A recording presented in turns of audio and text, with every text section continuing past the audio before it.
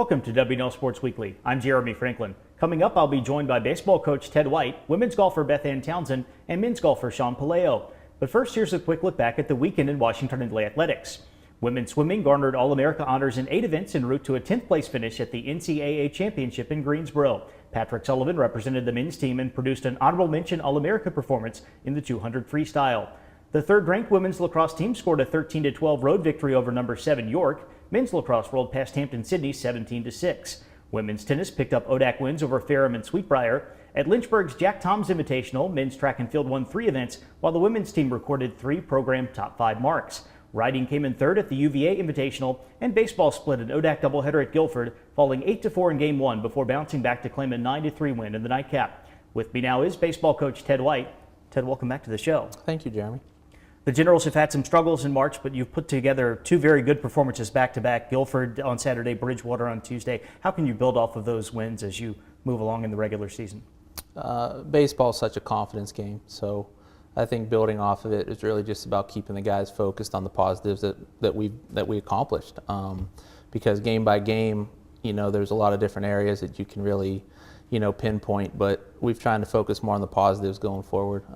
We've tried to do some correction early on and didn't see the proper feedback. So now it's about showing them what they're doing well, getting them to understand that we need them to continue to do that while we work on those other areas. You've got several underclassmen filling some key roles in both the batting order and the pitching rotation. What kind of development are you seeing from those young athletes? It's been fun.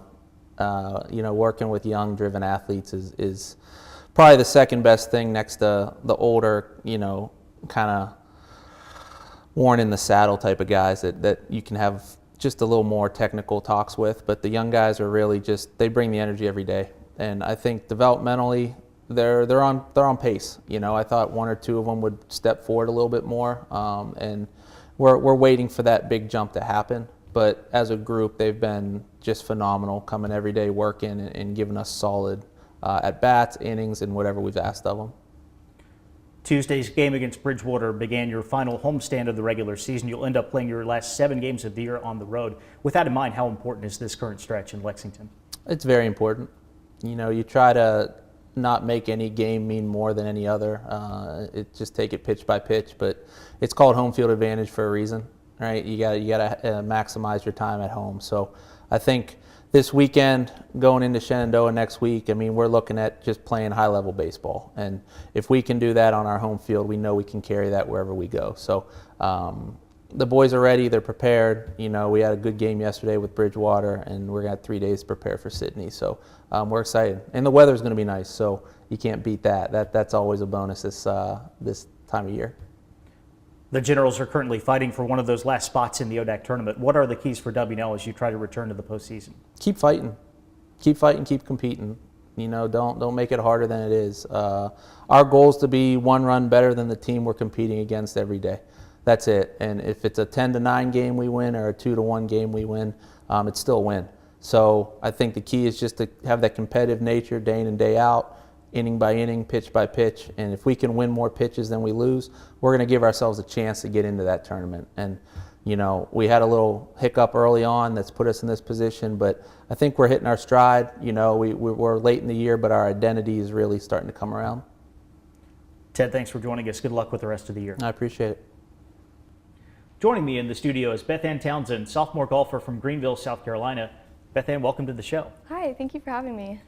The Generals recently came in 5th in a strong field at the Jekyll Island Invitational. How pleased were you with the team's performance at that event?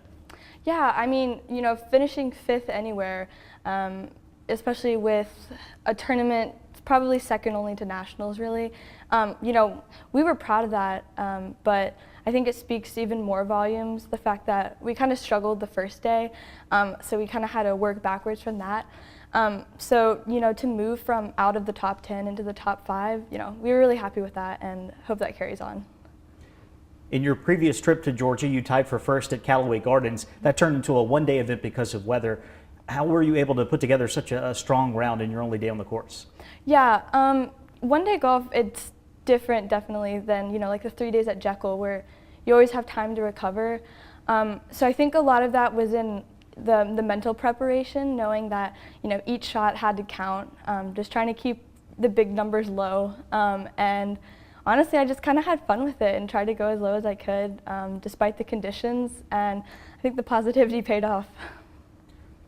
Next week's Piedmont Spring Invitational is your final tune-up before the ODAC Championship at the end of April. How important is that tournament for WNL? Yeah, I mean, in golf, everything counts. We're playing so many rounds against so many good teams. It's hard to think, any one tournament is more important than another. It's just, another chance for us to show what we have and to get the momentum going forward. I think we do have a good chance of winning it. And so, we continue that confidence over. It's going to make ODACs a lot easier moving into postseason. What are the Generals' goals for the postseason this year? Yeah, so last year we won ODAC, so definitely want to try to follow that up, which I know we can. And then as far as nationals goes, last year we qualified.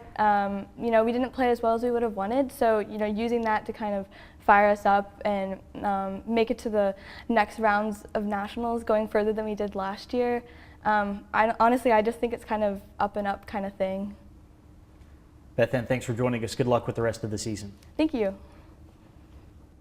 Here with me now is Sean Puleo, junior golfer from Albany, New York. Sean, welcome to the show. Thank you. Thanks for having me. WNL recently came in 8th in a loaded field at Jekyll Island. Does that performance, that tournament, provide a good measuring stick for where the Generals rank among the top teams in Division III? Yeah, the field at Jekyll Island is very strong, arguably just as strong as the national championship. And if you look at the leaderboard, it was pretty jam-packed. Teams were separated by 1 or 2 shots. And considering we didn't really have our A game, we're kind of missing our 4th score each round. For us to compete with those best teams really speaks volumes of how good our team really is. The Generals finished as the runners-up at the Division III championship last year. Of course, your teammate Brian Pesce won the individual title. Does that performance put some additional pressure on the team this year? Yeah, Brian's been great for us. He really hasn't looked back since last year. But no, I don't think we feel any pressure. We had 4 juniors at the national championship last year, and our senior George May was at the national championship when they came in 3rd 3 years ago. So I think just with the experience, we've kind of lost the pressure, and that's trickled down to the younger guys as well. WNL heads to Alabama next week for the Huntington Invitational. What is the team looking to accomplish in your final regular season event? Yeah, we're excited to end the season on a good note. We've gotten to practice a lot more since the weather's been better outside, and we're going to try to win the tournament and make sure we solidify a spot for us getting an at-large bid in the national championship, considering our ODAC competition is very tough. What are the keys to postseason success for the Generals this spring? Yeah, it seems like we always play good golf in the spring, and I think that's just because of the nature of spring term and spring break. We really have a lot more time to focus on golf and less academic stress. So I think fine-tuning the little things that add up at the end and just keep practicing during spring term will be very successful in the spring. Sean, thanks for joining us. Good luck with the rest of the year. Thanks for having us. It's time for a look at the upcoming weekend. The track and field teams will send athletes to both Richmond's Fred Hardy Invitational and Bridgewater's Doc Jobson Invite. Baseball takes on Hampton-Sydney in an ODAC doubleheader at Smith Field. Women's lacrosse travels to Ferrum, while men's lacrosse visits Roanoke. And women's tennis heads to Atlanta to face top-ranked Emory. For WNL Sports Weekly, I'm Jeremy Franklin. Thanks for watching.